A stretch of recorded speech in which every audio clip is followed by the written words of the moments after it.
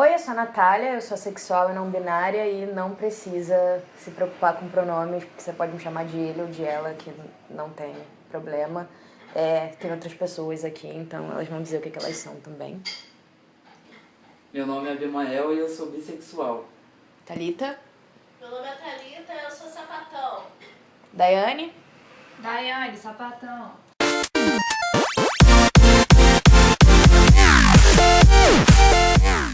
Entre todos os movimentos sociais e políticos, que tem muitos agora, né, porque as pessoas estão acordando, acho que o que tem mais dificuldade de ser levado a sério é o movimento LGBT.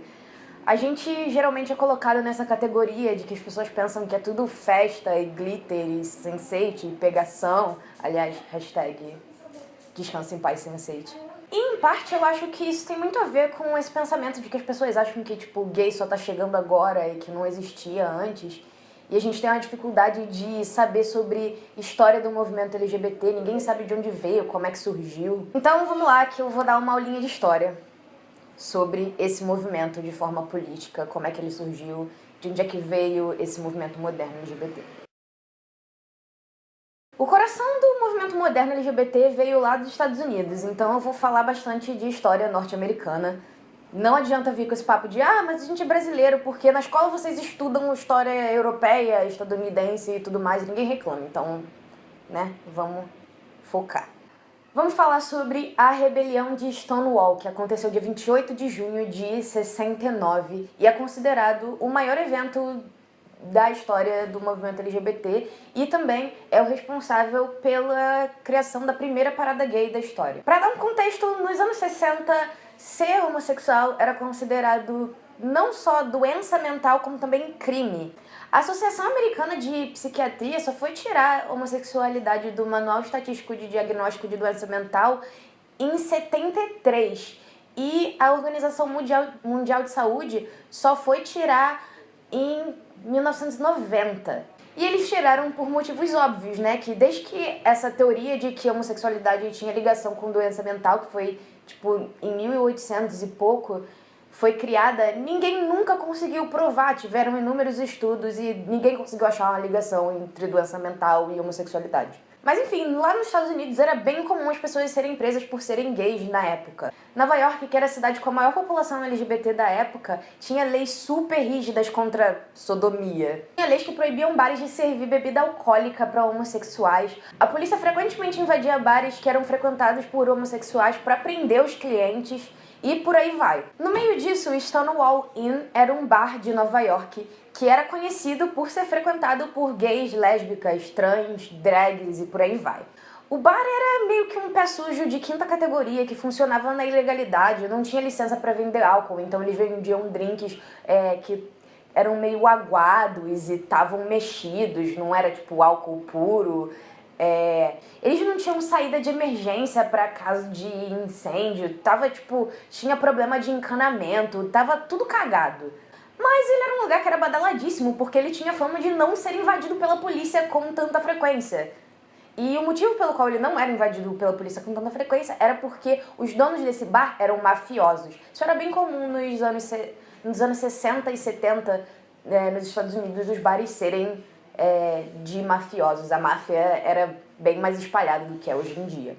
Então, por causa desses mafiosos, a polícia não invadia tanto porque os mafiosos estavam subornando a polícia para deixar os clientes deles em paz e para deixar eles funcionarem na ilegalidade. Mas, às vezes, quando a polícia tava afim e eu, sei lá, tava achando que o suborno deles não tava sendo um pagamento tão alto, eles iam lá, invadiam e prendiam uma galera. Então, funcionava assim. Geralmente, quando a polícia invadia o Stonewall Inn, eles enfileiravam alguns clientes e pediam a identidade de cada um. E caso você não tivesse com a sua identidade ou você tivesse se vestindo como o gênero oposto, eles iam e te prendiam. Mas por algum motivo, no dia 28 de junho de 1969, não ocorreu como o normal. Os policiais chegaram quebrando tudo, dizendo... E ninguém tinha sido avisado de que ia ter uma invasão. Geralmente a máfia ficava sabendo antes, quando a polícia ia invadir o bar. Ninguém avisou dessa vez, então ninguém sabia que isso ia acontecer. A polícia chegando, encurralou um monte de clientes, disse que os policiais estavam passando a mão e dizendo coisas inapropriadas para as lésbicas que estavam lá. E aí começou uma confusão. Os clientes que eram trans começaram a se recusar a serem inspecionados para saber qual era o sexo, porque isso acontecia.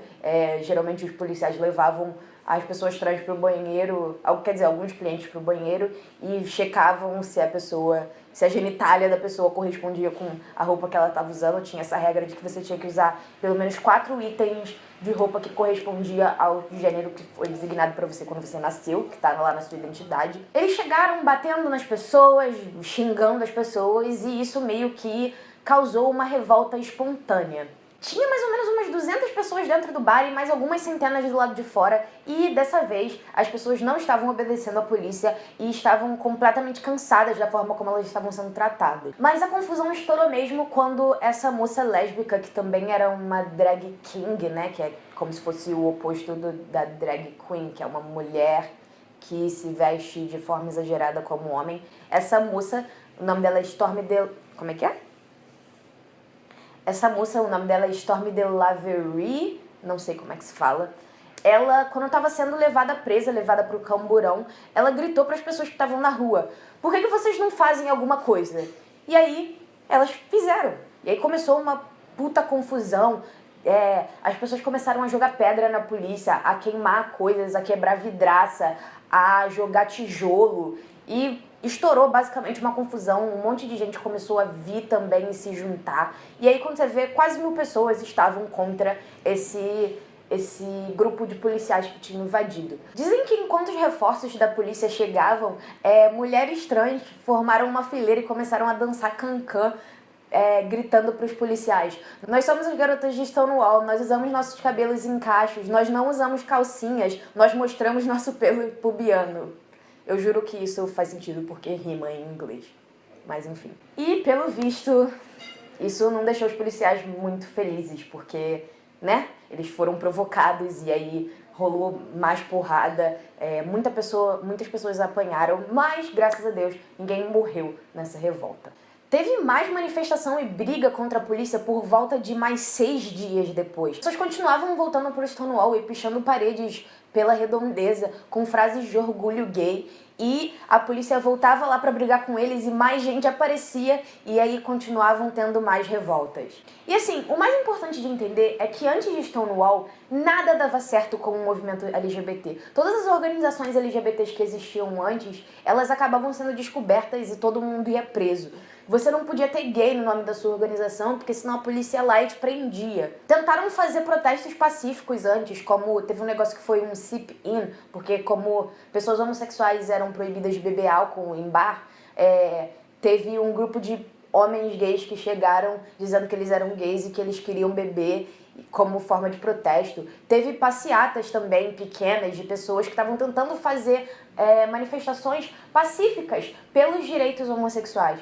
Mas nada dava certo, porque a polícia sempre aparecia, batia em todo mundo, prendia todo mundo, e aí acabava que essas pessoas se fudiam ao invés de conseguir empurrar, sabe, a barreira pra frente e conseguir mais direitos. Simplesmente não tinha nenhum lugar seguro pra você ser LGBT. Tudo podia fazer você acabar preso, acabar sendo expulso da sua casa ou sendo expulso do seu trabalho e, enfim, né, todas essas coisas horríveis, apanhar.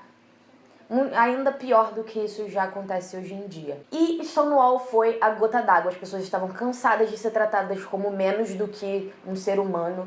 E a partir daquele momento eles não iam voltar mais pro armário, não tinha jeito. E esse foi o início do movimento LGBT como a gente conhece hoje em dia. Depois de Stonewall começaram a surgir organizações que lutavam pelos direitos LGBT e que tinham gay no nome, como a Gay Liberation Front e a Gay Activist Alliance, que eram duas organizações que tinham uma abordagem bem agressiva. Eles iam atrás de político e de jornalista e ficavam fazendo perguntas sobre os direitos LGBT, eles não deixavam ninguém fugir, eles organizavam passeatas, então as coisas começaram a dar certo.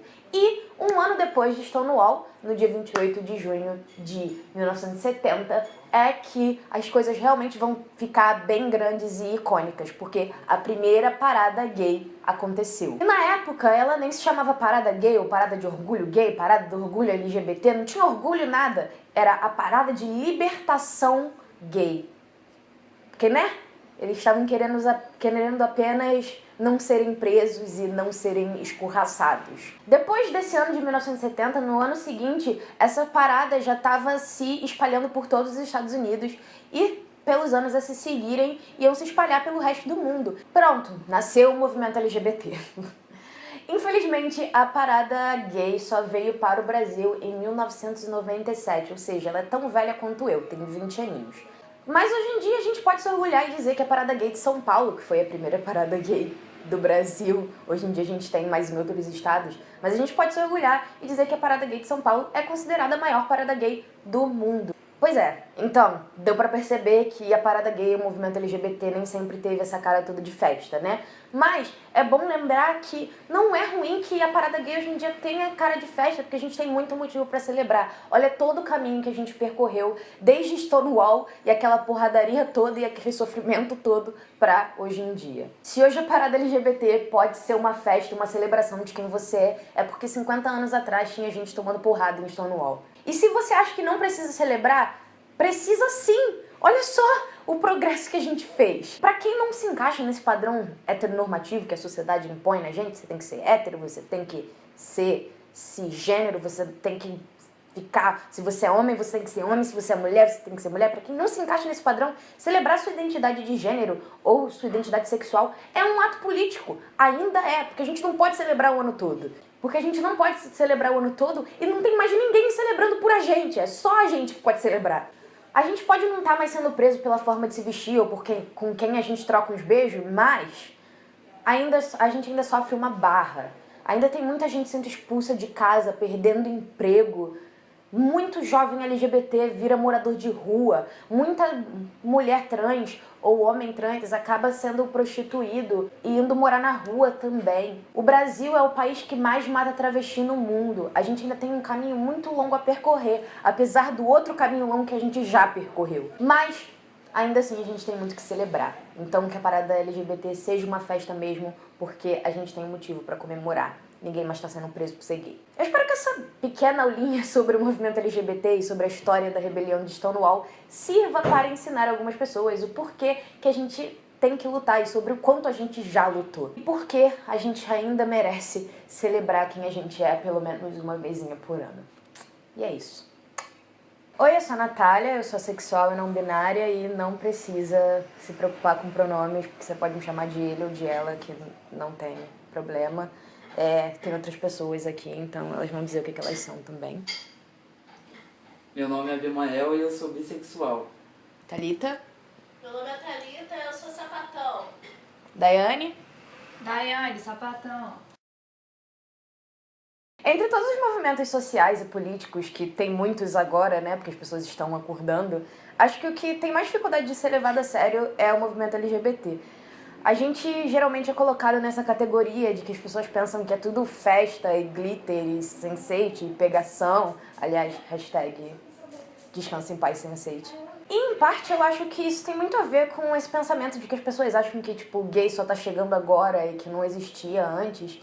E a gente tem uma dificuldade de saber sobre história do movimento LGBT, ninguém sabe de onde veio, como é que surgiu. Então vamos lá que eu vou dar uma aulinha de história sobre esse movimento de forma política, como é que ele surgiu, de onde é que veio esse movimento moderno LGBT. O coração do movimento moderno LGBT veio lá dos Estados Unidos, então eu vou falar bastante de história norte-americana.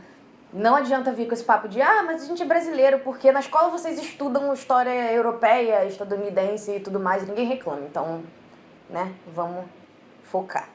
Vamos falar sobre a rebelião de Stonewall, que aconteceu dia 28 de junho de 69 e é considerado o maior evento da história do movimento LGBT e também é o responsável pela criação da primeira parada gay da história. Para dar um contexto, nos anos 60, ser homossexual era considerado não só doença mental, como também crime. A Associação Americana de Psiquiatria só foi tirar a homossexualidade